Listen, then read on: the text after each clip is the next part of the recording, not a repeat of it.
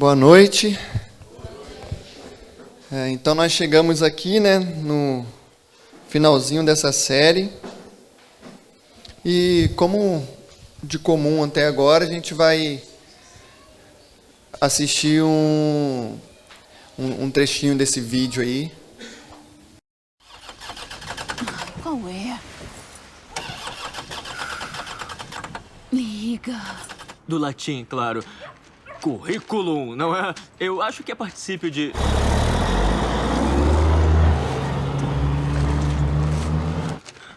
Ih, amasso tudo. O que será que tem no meu bolso, né? O monstro do papel.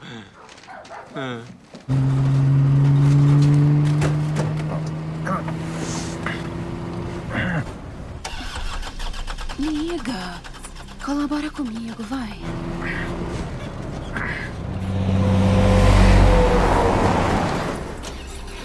Isso aí.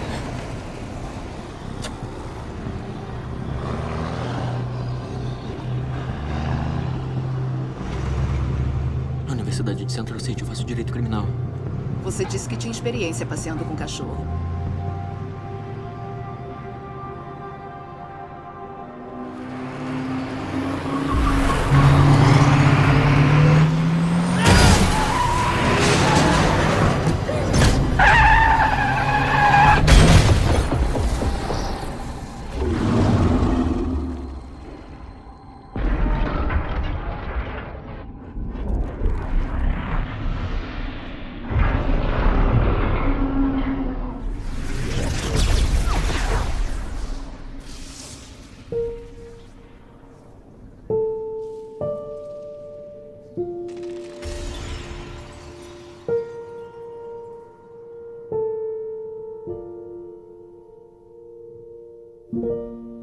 Long afloat on shipless oceans,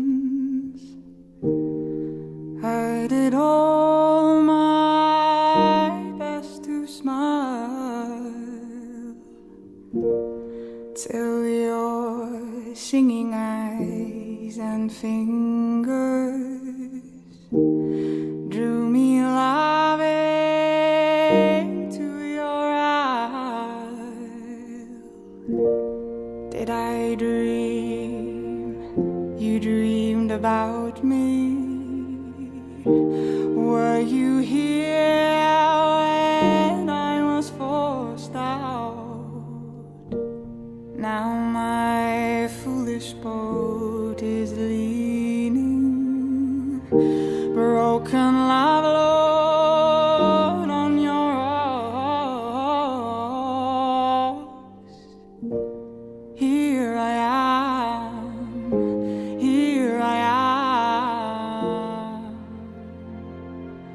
waiting to hold you.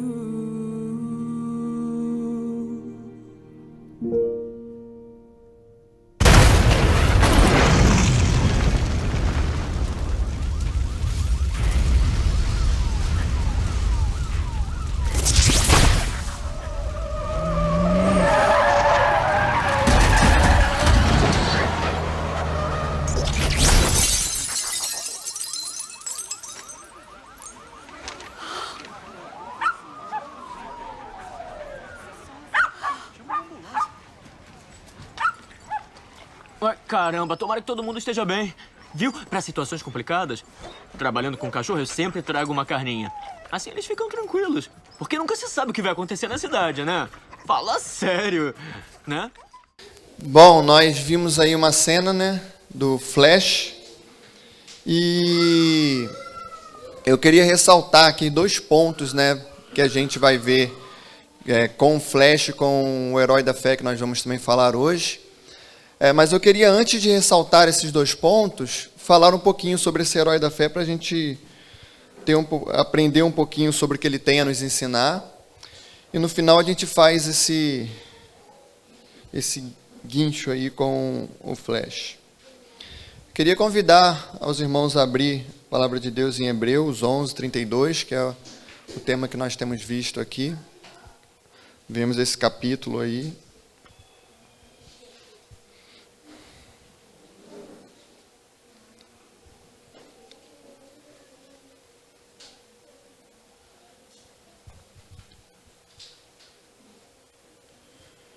Hebreus 11, 32, acho que o geral já está afiado, né? Que a gente abriu nesse capítulo aí, estamos 4 dias abrindo nesse capítulo. Hebreus 11, 32 diz assim: que mais direi? Não tenho tempo para falar de Gideão, Baraque, Sansão, Jefité, Davi, Samuel e os profetas, os quais pela fé conquistaram o reino, praticaram a justiça, alcançaram o cumprimento de promessas, fecharam a boca dos leões. Apagaram o poder do fogo e escaparam do fio da espada. Da fraqueza tiraram força, tornaram-se poderosos na batalha e puseram em fuga exércitos estrangeiros. Aqui nesse verso 32 aí, nós vamos falar hoje sobre um profeta, e por mais que não tenha o nome dele aqui estampado aqui no verso 32, aqui está incluso, aqui ele já fala que magireis, não tenho tempo para falar de Gideão, Baraque, Sansão, Jefité, Davi, Samuel e os profetas. Então ele já inclui aqui os profetas como heróis da fé. E nada é melhor aí para falar também dos profetas, usando aí o profeta Elias, que é um profeta de grande referência aí no meio dos profetas, por conta de muitos feitos que ele fez. E nós vamos falar um pouquinho sobre ele, então convido a abrir em 1 Reis 18.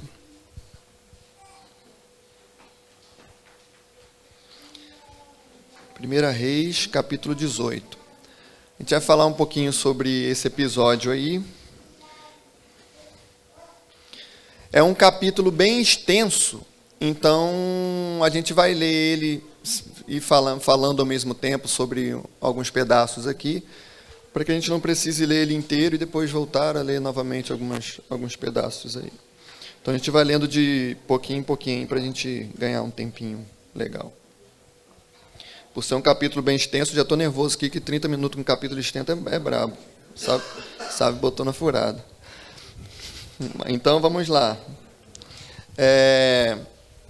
1 Reis 18, a gente vai ler o verso 1 e 2, para a gente entender um pouquinho do que ele está falando. Engraçado que eu fiquei esperando todo mundo abrir, eu não abri não. Fiquei olhando todo mundo para ver se está todo mundo abrindo aqui de boa, e eu mesmo não abri.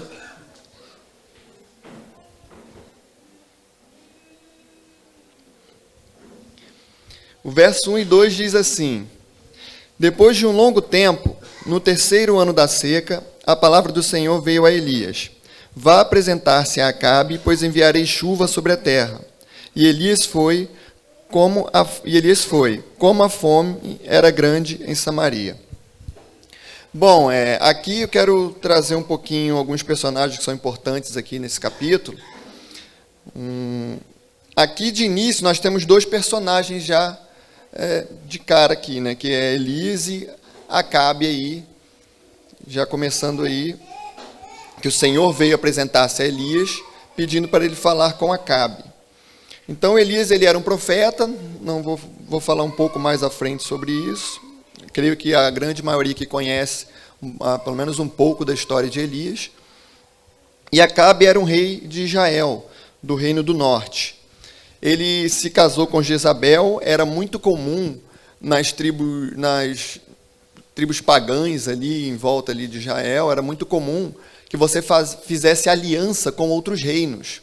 Porque por conta dessas alianças, isso acabava fortalecendo e protegendo os seus reinos. Então, você, por exemplo, tinha ali um exército, um povo ali. Se você fizesse aliança se um rei se casasse com a filha de um outro rei, de outro reino, automaticamente ele ganhava uma proteção ali, porque não poderia atacar alguém que a sua própria filha ali está envolvida. Então, era muito comum de você ver até nas histórias assim, de reis que tinham várias esposas, porque eles faziam alianças com vários reinos, a fim de, às vezes, aumentar o seu poder, aumentar aí a sua segurança, e isso era muito comum.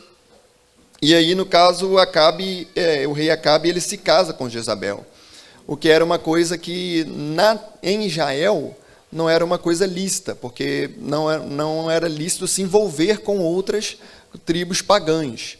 E ele se casa com Jezabel, e ele vai além disso. Jezabel, por ter em outro lugar, por ser de outro reino, servia outros deuses, outros ídolos, e por conta disso ele também aceita em Israel aí que se levante um altar aí para prestar culto ao ídolo Baal. E ele permite tanto Jezabel como algumas pessoas do reino que cultuem aí alguns deuses pagãos. E por conta disso, Elias ele vai lá e fala com ele, exorta ali ao rei Acabe. Esse aqui que a gente acabou de ler já é o segundo encontro de Elias com Acabe. No primeiro encontro, ele vai até Acabe e fala para ele que eles vão passar aí um período de seca. Em Lucas, no capítulo 4, fala que essa seca ela durou 3 anos e meio. Então, era uma seca, foi bastante tempo aí sem chover em momento algum. Então, um período muito longo aí de seca.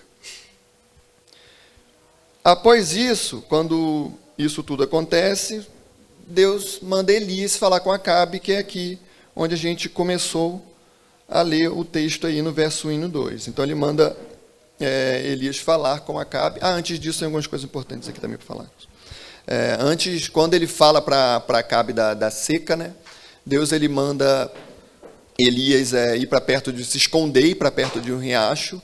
Então, mostra também aí que Acabe, muito provável que ele tenha aí é bem provável ali que ele tinha, assim, já seria um perigo para Elias, né? Porque senão ele não mandaria Elias se esconder, mas ele manda Elias se esconder em um riacho, e Elias fica ali bebendo água daquele riacho, e Deus manda corvos ali levarem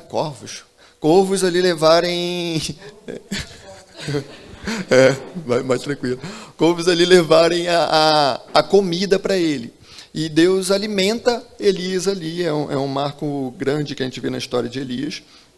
Logo depois disso, o riacho seca por conta da seca que estava acontecendo, e ele vai para uma outra cidade chamada, deixa eu lembrar aqui o nome, Sarepta. Ele vai para Sarepta, e quando ele chega em Sarepta tem também um capítulo muito conhecido, que é quando ele encontra uma viúva, e ele pede água para essa viúva, pede algo para comer, e ela fala que ela não tem nada para comer, que ela vai, o que ela tem ali, ela vai comer, dar ao filho dela, e logo depois ela morrerá, porque também, por conta da seca, existia uma fome muito grande em toda aquela região. E acontece ali mais um milagre ali, que se multiplica a farinha, o azeite, ali na casa daquela viúva, e automaticamente ele fala que não iria faltar mais nada para ela ali, ela teria azeite, farinha, até no dia que voltar a chover.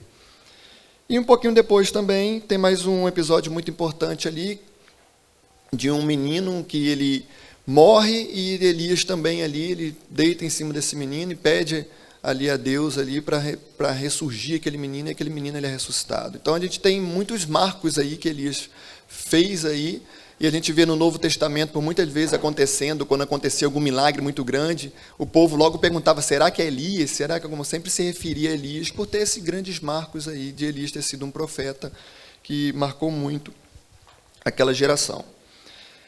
Continuando aí no verso 3 e 4, ele diz assim, peço que mantenha a Bíblia aberta, que a gente vai decorrer esse negócio aí correndo rapidinho. No 3 ele fala, Acabe convocou Obadias, responsável por seu palácio, homem que temia muito ao Senhor. Jezabel estava exterminando os profetas do Senhor. Por isso, Obadias reuniu 100 profetas e escondeu em 2 cavernas, 50 em cada uma, e lhes forneceu comida e água. Então aqui entra mais um personagem aqui, Obadias, né? Falam aqui que ele é um homem temente ao Senhor, e aconteceu que Jezabel ele estava fazendo uma caça aí aos profetas do Senhor. Ela estava matando esses profetas, e Obadias ele começa a ajudar esses profetas. Ele ajuda, pega esses profetas, e eles escondem esses profetas em caverna e começa a alimentar esses profetas, protegendo-a de serem mortos aí por Jezabel. No verso 6, 5, né, que a gente parou. Certa vez, Acabe disse a Obadias, vamos a todas as fontes e vales do país. Talvez consigamos achar um pouco de capim para manter vivos os cavalos e as mulas, e assim não será preciso matar nenhum animal. Aqui é um ponto também muito interessante, que mostra um pouco aqui de quem era Acabe. Aqui fala aqui que a seca era muito grande, eram 3 anos e meio de seca, e Acabe estava preocupado aqui em achar comida para sustentar os seus animais.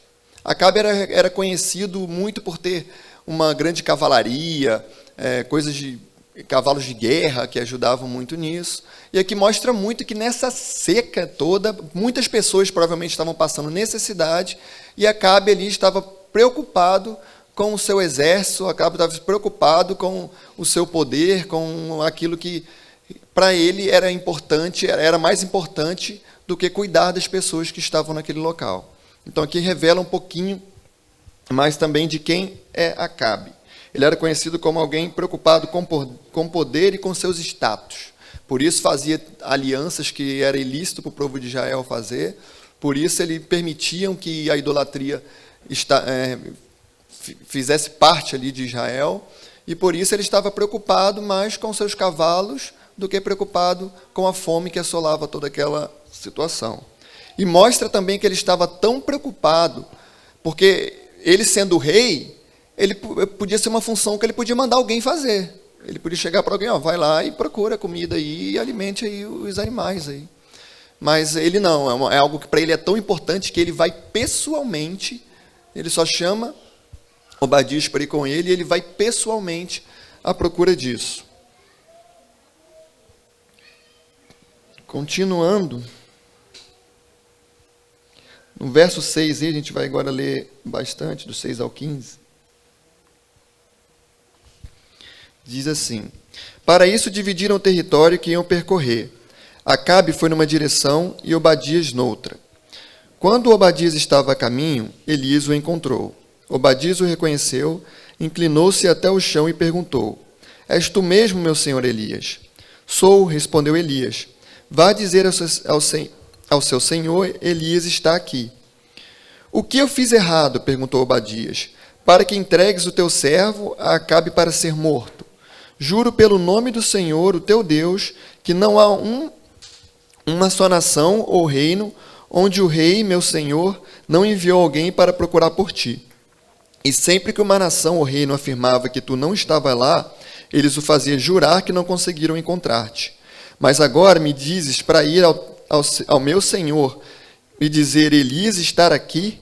Não sei para onde o Espírito do Senhor poderá levar-te quando eu te deixar. Se eu for dizer isso a Acabe e ele não te encontrar, ele me matará. E eu, que sou teu servo, tenho adorado o Senhor desde a minha juventude. Por acaso não ouviste, meu Senhor, o que eu fiz enquanto Jezabel estava matando os profetas do Senhor? Escondi 100 dos profetas do Senhor em 2 cavernas, 50 em cada uma, e os abasteci de comida e água. E agora me dizes que vá dizer ao meu Senhor, Elias está aqui, ele vai me matar. E disse Elias, juro pelo nome do Senhor dos Exércitos, a quem eu sirvo, que hoje eu me apresentarei a Acabe. Aqui então, Obadias encontra com Elias, e nesse contexto aqui a gente tem algumas lições bem importantes. Ele fala que primeiramente ele toma um susto, né? Ele fala, você quer que eu fale que você está aqui? Tipo assim, o próprio Acabe ele já está te procurando. Ele já está atrás de você, porque ele provavelmente já está muito irritado, porque essa seca toda ele está culpando você. Porque ele está atrás de você, e onde ele não te encontra, ele faz prometer que você não está lá. E se você falou isso e sumiu aí durante uma seca, né? Parafraseando aí. Sumiu aí depois disso, se escondeu aí. Aí vai que eu fale para ele novamente, e o Senhor te leva para outro lugar, ele vai me matar. E quando ele faz essa afirmação aqui, a gente vê, parece que a gente encontra aqui em Obadias um medo de ser morto. Primeiramente, se a gente for ler até aí, é a primeira coisa que a gente encontra. Mas quando o Obadias ele fala isso, ele continua, ele fala, você não viu o que eu estou fazendo aqui? Você não está ouvindo que eu estou pegando os profetas, guardando os profetas, salvando os profetas, que Jezabel está matando os profetas, eu estou aqui cuidando dos profetas, salvando os profetas. E aqui a gente aprende que, na verdade, aqui o que está acontecendo com Obadias, ele não está temendo a morte, mas aqui é Obadias sendo fiel à sua missão, preocupado com a missão de salvar os profetas do Senhor. Assim como alguns missionários nossos que vão aí para alguns países perseguidos e às vezes tem que se esconder, tem que viver ali escondido, não pode dizer claramente que é cristão. E isso não fazer esse tipo de coisa não quer dizer que é um medo de morrer, porque se eles tivessem medo de morrer, eles nem iam para um país perseguido. É simples, eles iam continuar aqui de boa. Mas se eles vão, já mostra que eles não têm medo de morrer. Na verdade, o que Obadias está fazendo aqui é simplesmente preocupado com o reino de Deus. Ele está salvando os profetas do Senhor e ele está falando, cara, eu preciso ficar vivo. Ele, não, eu não posso morrer porque eu tenho mais gente para salvar. Eu estou comprometido com a missão. Paulo também teve a mesma ideia, né? Paulo ele fala ali, olha, por mim morrer é lucro e tá show de bola, era o que eu queria. Entendeu? Mas por conta da missão, porque eu tenho coisas a fazer aqui, eu sei que eu devo continuar. Isso não é um medo da morte, porque eles sabem que a morte para eles vai acelerar o processo de estar com Deus. Mas eles sabem que eles querem ficar aqui, eles têm uma missão para ser cumprida. E isso ensina muito a gente, esse comprometimento com a missão. Esse comprometimento de querer estar aqui no mundo hoje, porque sabemos que temos uma missão. Sabemos que a necessidade de estarmos aqui não é conquistar coisas terrenas, não é simplesmente ter bons status, mas é porque nós temos uma missão. E nós devemos ser comprometidos com essa missão. Nós temos uma missão de pregar o Evangelho, de pregar o reino de Deus, e que isso seja algo que nos faça viver da melhor forma possível, por estar comprometido a essa missão. E ele nos ensina aqui nessa passagem um pouco sobre isso. No verso 16, ele continua. Então Obadias dirigiu-se a Acabe, passou-lhe a informação, e Acabe foi ao encontro de Elias. Quando viu Elias, disse-lhe, é você mesmo, perturbador de Israel? Aqui, Elias ele se apresenta a Acabe, o Senhor manda ele ir até Acabe, e ele vai até Acabe. Aqui, Elias ele corre um grande risco de vida, porque Acabe estava à sua procura há bastante tempo, estava furioso com Elias, e ele se apresenta a Acabe. O Senhor mandou ele até Acabe, e ele vai até Acabe, e Acabe olha para ele e fala, olha para ele e diz, deixa eu ler de novo, 16, então, 17. Quando viu Elias, disse-lhe, é você mesmo, perturbador de Israel. Então Acabe ele olha para Israel e fala, você que está perturbando aqui, você é um perturbador, porque é por sua causa que Israel está passando por isso aqui. É por sua causa que essa fome existe. O rei ele olha por isso, porque como foi ele que falou que vai haver uma seca, ele fala que é por causa dele que aquilo ali. Isso é uma coisa muito comum, até mesmo conosco. A gente, às vezes, é pego na mesma ideia desse rei aqui. Ele não consegue olhar que a vida dele, o que ele está fazendo, é o que tem provocado toda essa seca. Ele não consegue olhar que a idolatria que ele tem permitido Israel passar, que tudo que ele tem feito ali durante aquele seu reinado, que fez essa seca chegar. Para ele o problema é Elias, porque é Elias que veio ali falar que estava seca, mando do Senhor. Então o problema não são as atitudes dele, o problema ali é Elias. E ele continua dizendo no 19, no 18, né? Ele responde, né, Elias, não tenho perturbado Israel. Elias respondeu, mas você e a família do seu pai têm. Vocês abandonaram os mandamentos do Senhor e seguiram os Baalins. Agora, convoque todo o povo de Israel para encontrar-se comigo no Monte Camelo. E traga os 450 profetas de Baal e os 400 profetas de Azerá, que comem à mesa de Jezabel. Acabe convocou então todo o Israel e reuniu os profetas no Monte Camelo. Então aqui Elias olha para ele e fala, não sou eu que tenho perturbado Israel. Quem tem perturbado Israel é você e a sua família. Porque vocês acabaram com o que o Senhor estabeleceu aqui. Vocês que não têm honrado o Senhor. Então Elias ele mostra aqui para ele que, na verdade, o problema da seca em Israel, o que tem acontecido aqui, é por conta da idolatria. É porque eles esqueceram do que o Senhor tinha dado para ele fazer, os mandamentos que o Senhor tinha dado para ele viver. Vocês abandonaram esses mandamentos. O problema que nós estamos vivendo aqui agora é um problema moral e espiritual em relação ao Senhor. Isso aqui também nos ensina muito a ponto de nós olharmos, às vezes, o nosso problema muito por fatores externos. A gente tem uma facilidade muito grande de olhar que quando tudo vai bem ou tudo vai mal, pelo que a gente vê. A gente tem uma facilidade muito grande de saber se a nossa vida está bem ou mal, medindo pelo nosso dinheiro, pelo nosso trabalho, se eu estou sendo reconhecido no meu trabalho, se eu estou sendo reconhecido na minha escola.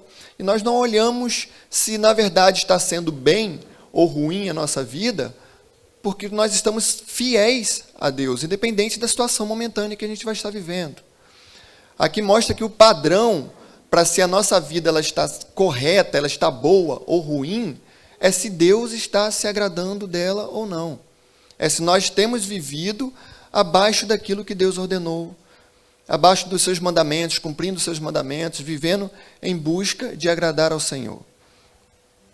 E Elias, ele mostra isso aqui para Acabe. Ele fala para Acabe que o problema é que vocês abandonaram tudo aquilo que o Senhor lhes pediu. Do verso 19 ao 21, Elias aí convoca, então, a todo o povo de Israel para encontrar com ele no Monte Camelo. E tragam aí 450 profetas de Baal e os outros 400 profetas aí de Azerá. E Acabe, então, convocou tudo isso. A gente vai ler do 22 ao 30 agora. Disse então Elias: eu sou o único que restou dos profetas do Senhor, mas Baal tem 450 profetas. Tragam 2 novilhos, escolham eles um, cortem-no em pedaços e ponham sobre a lenha, mas não acendam fogo. Eu prepararei o outro novilho e o colocarei sobre a lenha, e também não acenderei fogo nela. Então vocês invocarão o nome de Deus, e eu invocarei o nome do Senhor. O Deus que responder por meio do fogo, esse é Deus. Então todo o povo disse: o que você disse é bom. Vou frisar até aqui o 25. Muitas das vezes a gente é representado também por esse povo. Existem pessoas aí, povos, que para eles tá bom. Entendeu? O que importa é que vamos resolver a questão. Se isso aqui tá bom, então a gente segue isso aqui. Se isso aqui não tá bom, a gente vai seguindo também. Então tá ruim, o negócio é que tá ruim. O que você falar aí que vai mudar a situação, eu aceito. No 25, Elias disse aos profetas de Baal: escolham um dos novilhos e preparem no primeiro, visto que vocês são tantos. Clamem pelo nome do seu Deus, mas não acendam fogo. Então, pregaram o novilho que lhes foi dado e o prepararam. Pegaram os novilhos que lhes foi dado e o prepararam. E clamaram pelo nome de Baal desde manhã até o meio-dia. Ó Baal, responda-nos. Gritavam e dançavam em volta do altar que haviam feito, mas não houve nenhuma resposta. Ninguém respondeu. Então eles começaram ali, 450 profetas ali, pedindo para Baal para que ele respondesse, para que colocasse fogo naquele altar, e Baal não respondeu.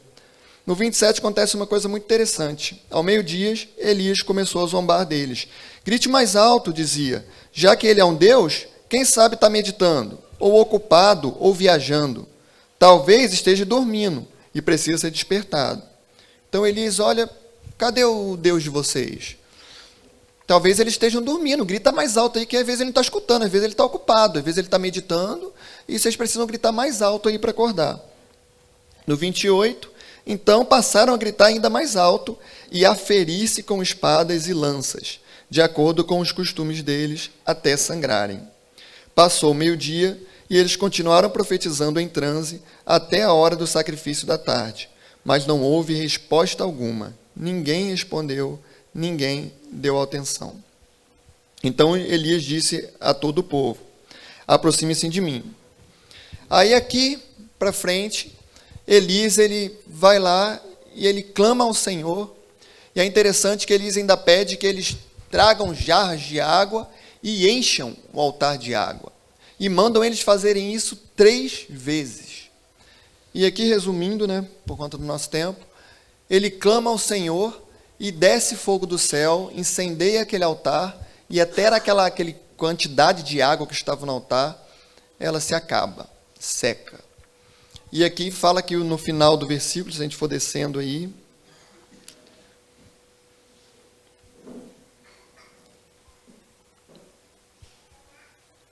no 39, diz assim: quando o povo viu isso, todos caíram prostrados e gritaram: o Senhor é Deus, o Senhor é Deus.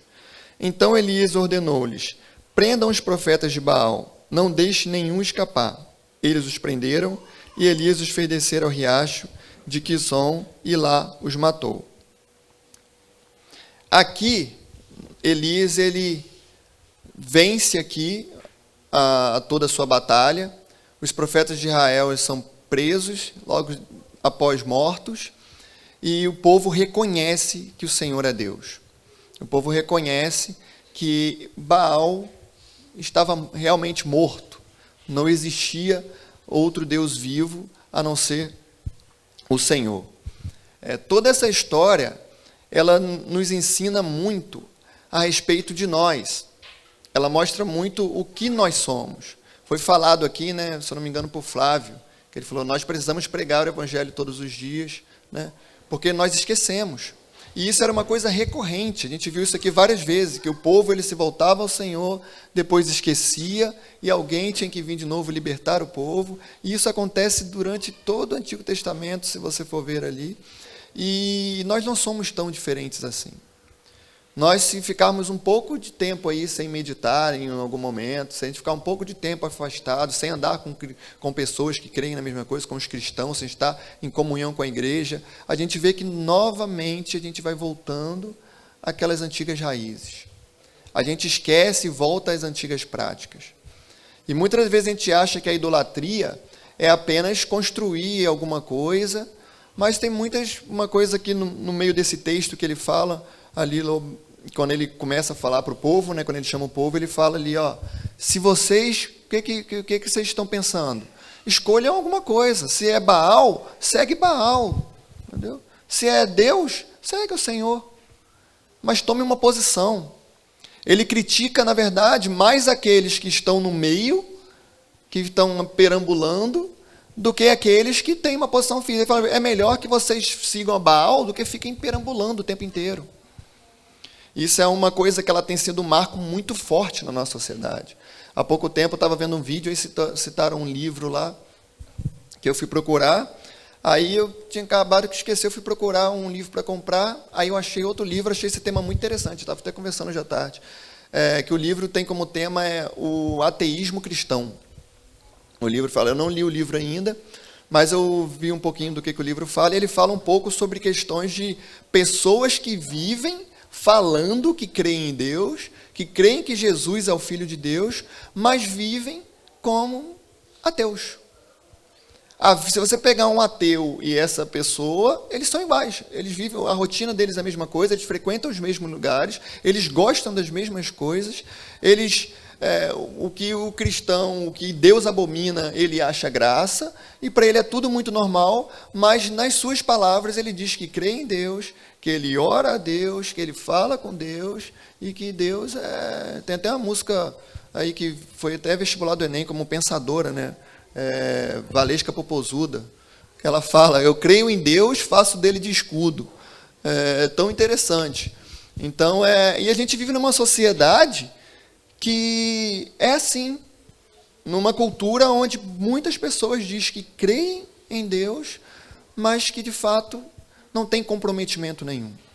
E nesse texto aqui a gente viu que os verdadeiros cristãos, verdadeiras pessoas que creem em Deus, eles têm comprometimento.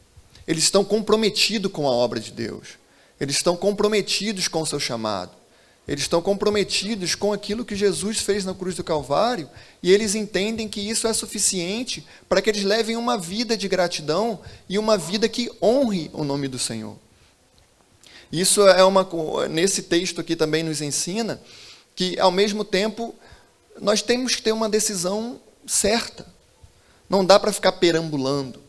Ele diz claramente, ou você segue a Baal, ou você segue a Deus. Ficar ali no meio termo é pior. É pior. É melhor você ter uma postura do que ficar perambulando, para ele dar no mesmo. Na verdade, em cima do muro é a mesma coisa que está do lado de lá. Essa é a realidade. E o que eu quero concluir aqui, que aí tá todo mundo perguntando, e o flash que passou no início ali? Que até agora eu não entendi, foi a nada. Boa. Acabou que passou e ninguém viu, né? É rápido demais. Infelizmente não tem como, igual no vídeo, eu botar em câmera lenta, mas passou e ninguém viu. Mas aqui no finalzinho, aqui, ele começa aí o texto, lá no versículo, no primeiro versículo aí, ele vai falar que ele vai conversar com Acabe e ele vai dizer a Acabe que iria chover. E se a gente for aí no verso 44,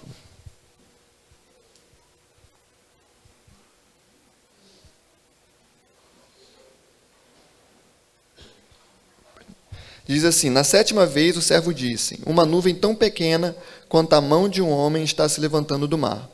Então Elias disse: vá dizer a Acabe, prepare o seu carro e desça antes que a chuva o impeça. Então a gente vê aqui que a chuva ela está chegando, uma coisa que ele prometeu lá no início, aqui está se cumprindo. Mostra que Deus ele é Deus que quando ele fala, ele cumpre com suas promessas.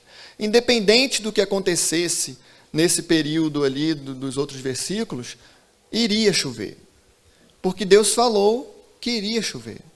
E Elias tinha totalmente certeza disso. Ele foi mesmo correndo risco de vida falar com ele, porque ele sabia que iria chover. Ele tinha certeza de quando Deus fala, ele cumpre com as suas promessas. E aqui no finalzinho, no 45, enquanto isso, nuvens escuras apareceram do céu, começou a ventar e a chover forte. E Acabe partiu de carro para Jezreel.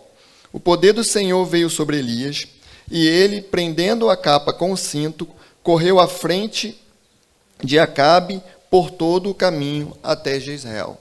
Então mostra aqui que Acabe estava ali no seu carro, né, na sua cavalaria, e Elias botou a capa aí, apertou o cinto e conseguiu correr mais rápido que os carros ali, que a cavalaria dele, em todo o percurso.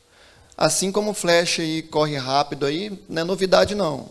A gente tem uma coisa aqui muito antiga aqui, mesmo sendo uma coisa bem ficção aqui, né, que a gente tá vendo aqui, a gente vê que a gente tem algo real que aconteceu de alguém correndo também mais veloz do que um carro aí, mais veloz do que os carros de Acabe.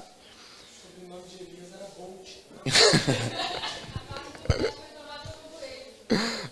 Provavelmente quando criaram o Flash pensaram em Elias.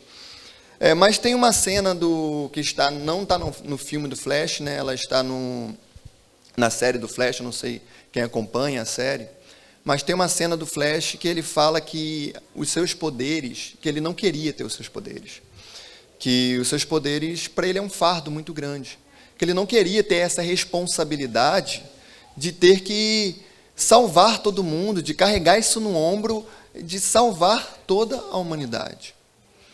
E nós vemos aqui o nosso verdadeiro herói, aquele maior herói, o único e verdadeiro herói, que é chamado Jesus Cristo. Ele tomou um caminho totalmente inverso do Flash. O Flash ele não queria ter os seus poderes, porque vem muita responsabilidade. Ele não queria ter toda essa responsabilidade. Nós temos um Deus que ele é todo poderoso, e ele quis se fazer homem. Ele quis se fazer fraco para salvar toda a humanidade. Ele escolheu abrir mão, né, Efésios fala que ele escolheu abrir mão, que ser igual a Deus não era algo que ele deveria se apegar. Ele abriu mão do seu poder, ele abriu mão demonstrando fraqueza para salvar cada um de nós. Nenhum desses que nós vimos aqui, nenhum desses heróis, eles foram perfeitos. Todos eles foram homens falhos, assim como eu, assim como você. Assim como cada um de nós, assim como cada um que passou aqui na Terra. Jesus foi o único que conseguiu cumprir todas as coisas. Jesus foi o único que conseguiu, além de cumprir toda a coisa, ainda fez o caminho inverso. O Flash ele não queria poder para salvar o mundo. Jesus abre mão e se torna fraco para salvar cada um de nós, para morrer no nosso lugar, para pagar o nosso pecado, para cumprir e viver aquela vida que nós não conseguiríamos viver e não conseguimos viver de modo algum. E que, de fato, a gente essa vida de Jesus Cristo venha nos tornar mais comprometidos com Ele, mais comprometidos com a sua obra. Que a gente, de fato, venha ter esse comprometimento com Cristo, venha se comprometer de verdade. E se comprometer requer doação. Entendeu? Isso nunca foi escondido do Evangelho. Jesus falou, aquele que quiser vir, venha, só tome a sua cruz e siga-me. Exige sim, tem exigências, tem peso, tem coisas que nós temos que carregar, mas que de fato a gente sabe que, seja qual for o peso disso tudo, a gente sabe que é muito mais leve do que o peso que a gente carrega do pecado. O peso do pecado, o jugo do pecado, ele já levou sobre si, ele se entregou em nosso lugar e tirou tudo isso de nós. Eu acredito que, de fato, é suficiente para que nós venhamos viver uma vida comprometidos com Ele, comprometidos com o seu Evangelho, assim como esses heróis da fé, falhos sim, mas que confiamos, que venhamos ter fé no que Cristo fez na cruz do Calvário, que isso é suficiente para que nós venhamos viver uma vida de gratidão, honrando a Jesus Cristo, honrando a Deus. Quero orar. Pai, muito obrigado. Obrigado pela Tua palavra, cada uma que foi dita aqui nesses 4 dias. Obrigado porque o Senhor tem nos exortado, tem nos ensinado e tem nos consolado. É muito bom saber que nós temos um Deus que é tão poderoso, mas tão poderoso, ao ponto de se fazer fraco para nos salvar, a ponto de demonstrar fraqueza para nos salvar. Nós sabemos que isso é algo muito difícil para fazer para nós humanos, que somos orgulhosos, que nos preocupamos muitas das vezes, assim como Acabe, com os nossos status, nos preocupamos às vezes, assim como o povo, em estar com bons momentos, desde que eu tenha o suficiente para viver, isso está bom. Mas ainda assim o Senhor teve compaixão de nós, veio até aqui, se entregou em nosso lugar e nos deu a vida eterna. Obrigado, Pai, por isso.